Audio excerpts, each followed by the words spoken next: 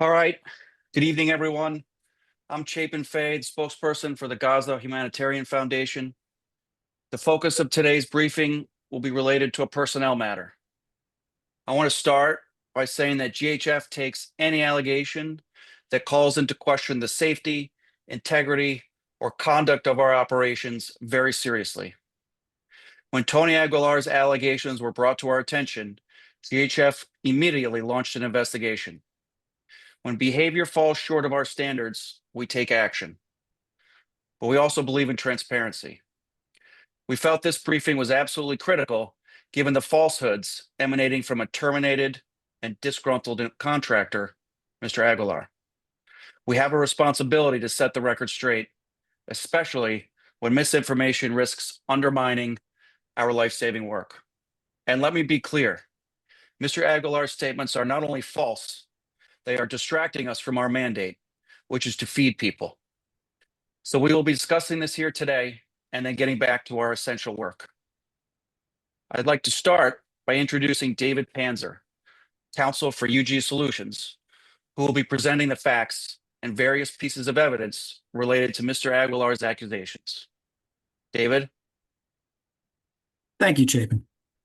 I'd also like to be clear. Mr. Aguilar's statements are false, self-interested, and an attempt to seek retribution against UG Solutions. Mr. Aguilar was terminated from his contract with UG Solutions on June 13th, 2025, due to poor performance, volatile conflicts with staff, and erratic behavior. Since termination, Mr. Aguilar has spread a false narrative to media outlets around the world, while at the same time begging UG Solutions to hire him back. Mr. Aguilar's activities in the last several weeks make clear that he's making good on his threats to, in his own words, make UG Solutions, be UG Solutions' worst nightmare if they didn't hire him back. As part of the investigation we launched after Mr. Aguilar made certain accusations, we've compiled written communications in which he's pleading for his job back and at the same time threatening retribution if he's not reinstated. These raise substantial questions of motive. We also have evidence that he's falsified documents and he's presented misleading videos to push his false narrative. We advise the media to exercise its due diligence before amplifying the false account of this former contractor. His words require scrutiny. The claims he peddles against GHF and its contractors and about our mission and our work to feed people in Gaza are all defamatory. GHF and its contractors remind media outlets of the legal and ethical standards associated with publishing false accusations. We reserve all rights in this respect. We'd like to show you some documents that demonstrate that Mr. Aguilar's accusations are materially false. And after this call, we'll be circulating a signed affidavit from members of the UG Solutions team who work directly with Mr. Aguilar, and they refute and contradict Mr. Aguilar's claims. So 4 points. Number 1, Mr. Aguilar claims he resigned from his role at UG Solutions, GHF's security partner. Fact, Mr. Aguilar was fired.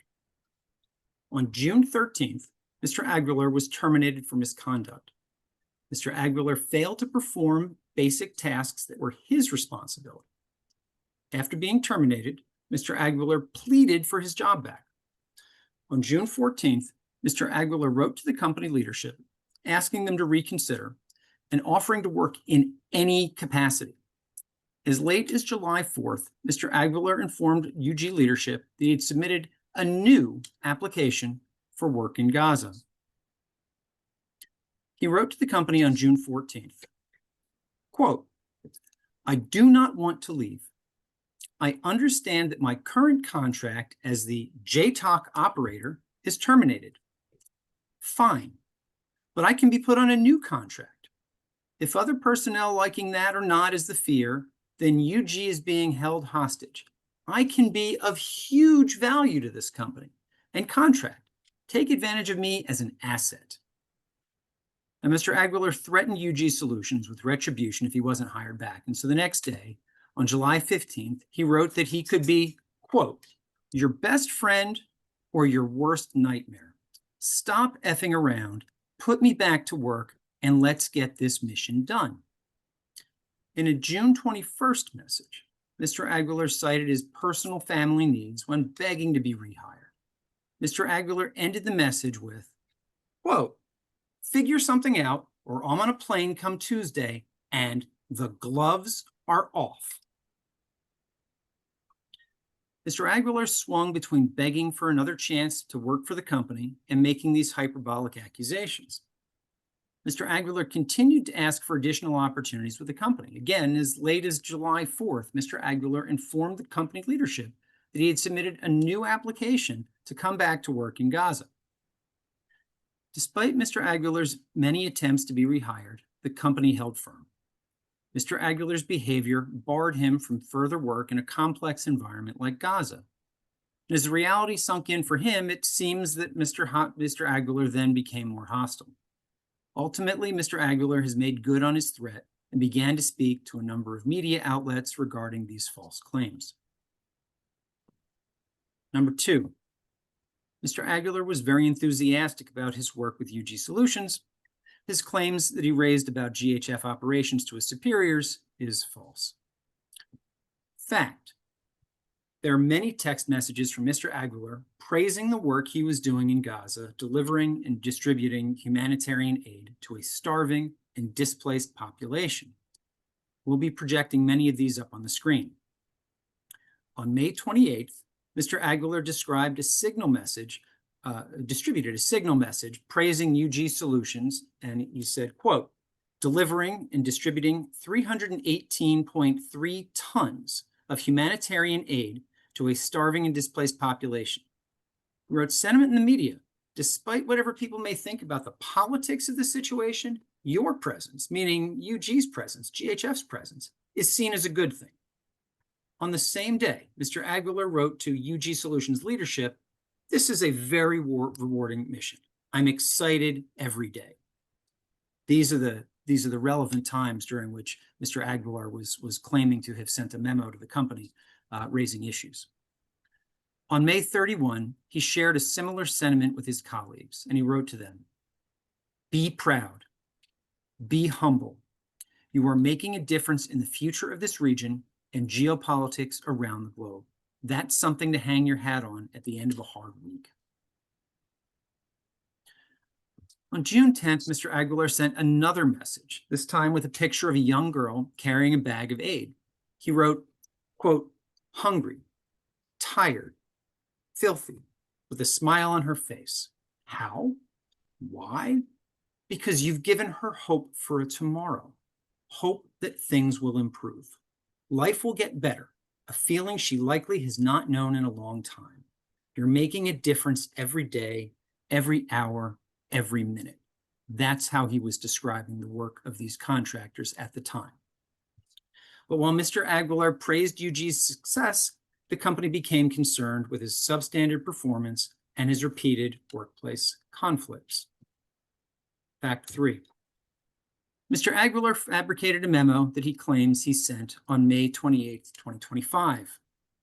Fact. We have evidence obtained from the metadata, you can see this on the screen, in the memorandum that the document in question was fabricated by Mr. Aguilar and backdated to May 28th.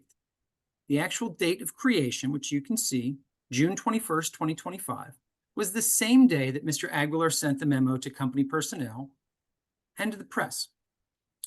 Notably, on May 29th, one day after Mr. Aguilar claims to have sent this memo to UG leadership, he sent a flurry of messages to the team praising them for their work. Please see the screenshots on your screen, and I will read some of them here. Mr. Aguilar wrote, quote, your efforts have brought families back together and have severely weakened the image of Hamas. He continues, quote, it's a privilege and an honor to see America's best, doing America's most important work in places most Americans will only ever see on TV or read about. Then he said, alongside pictures of several smiling Palestinian civilians, including a young boy, he said, quote, With the addition of more teammates on their way and new SOPs, standard operating procedures, being implemented, the schedule will become steady, I assure you. Great job. On July 29th, Mr. Aguilar appeared on a podcast in which he showed pictures of the very same young boy, pictured in the text on the May 29th text to his team, the same text where he wrote, "Great job." Now on his podcast appearance, he claims for the first time, this little boy was shot dead by the IDF. Not true. Also, the circumstances in which Mr. Aguilar was in Gaza prevented him from drafting a memo like this in May. The company did not give Mr. Aguilar a computer. Personnel in the ops center, just like Mr. Aguilar, were completely occupied 24/7. Mr. Aguilar neither had the time nor the resources to draft the memorandum that he claims to have drafted on May 28th. Last point, number 4. Mr. Aguilar spoke to the media and provided video testimony stating that UG Solutions contractors fired on civilians seeking aid. Mr. Aguilar alleged that these UG Solutions personnel used stun grenades, tear gas, and other non-lethal munitions in a manner that causes undue harm to civilians. This is false. While it's true that UG Solutions personnel use pepper spray, smoke, and flashbangs to prevent trampling in the crowds of civilians that are trying to seek aid, these systems are deployed consistent with their intended use. There are safety measures in place, and there have been multiple instances in which UG Solutions personnel have successfully dispersed crowds, saving the lives of women, children, and starving individuals unable to lift themselves out of a crush. Warning shots have been used to disperse crowds. But contrary to what Mr. Aguilar says, no UG personnel have ever directed warning shots at civilians. On the ground in Gaza, warning shots are directed upwards, in the air, and towards the coastline, not towards folks seeking aid. Let me be clear, the allegations from Mr. Aguilar regarding the use of force are false. It's also notable that Mr. Aguilar only worked for UG Solutions as a contractor for a total of 27 days, and more than half of that time he spent in a hotel in Israel instead of on the ground at the distribution sites. And not only did the events that he recounted never happen, but he wasn't even in the right place or at the right time to have seen the things that he claims to have seen.